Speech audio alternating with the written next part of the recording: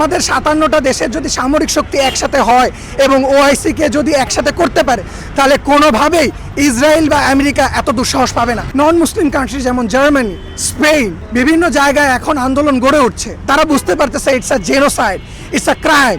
বারবারই যখনই ইসরায়েল বা আমেরিকার কাছে এই প্রশ্নগুলো করা হয় তখন তারা ক্রাইসিস বলে জিনিসটাকে সরাই নিয়ে যায়, বাট ইটস আ ক্রাইম। সারা বিশ্বের ওআইসি ৫৭টা দেশকে আমন্ত্রণ জানাতে চাই যে আমাদের ৫৭টা দেশের মিলিটারি স্ট্র্যাটেজি এক হোক। মিলিটারি স্ট্র্যাটেজি এবং আমাদের সামরিক প্রধান যারা একসাথে আছে তারা এই ইউনাইটেড নেশনকে আপিল করুক, ইসরায়েলকে একটা টেরোরিস্ট অর্গানাইজেশন হিসেবে ঘোষণা করুক এবং কোনোভাবে গাজায় বা ফিলিস্তিনে একটা বোমা যাতে হামলা না হোক।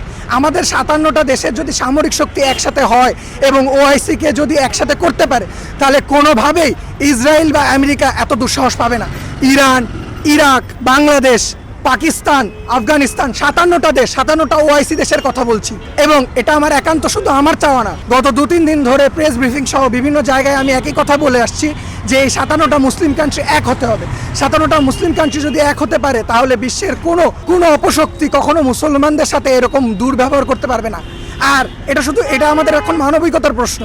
আমাদের শুধু বাংলাদেশ না, আপনারা দেখতে পারেন নন মুসলিম কান্ট্রি যেমন জার্মানি, স্পেন বিভিন্ন জায়গায় এখন আন্দোলন গড়ে উঠছে। তারা বুঝতে পারতেছে it's a genocide, it's a crime.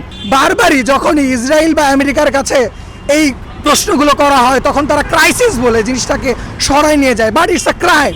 আমাদের তাদেরকে মানতে হবে ইটস আ ক্রাইম এবং আন্তর্জাতিক অপরাধ ট্রাইব্যুনালে তাদের নামে মামলা দায়ের করতে হবে, তাদেরকে অপরাধী হিসেবে সাব্যস্ত করতে হবে এবং তাদেরকে ক্রিমিনাল হিসেবে জাস্টিফাই করতে হবে। এটাই আমার এখন তো অনুরোধ। ধন্যবাদ।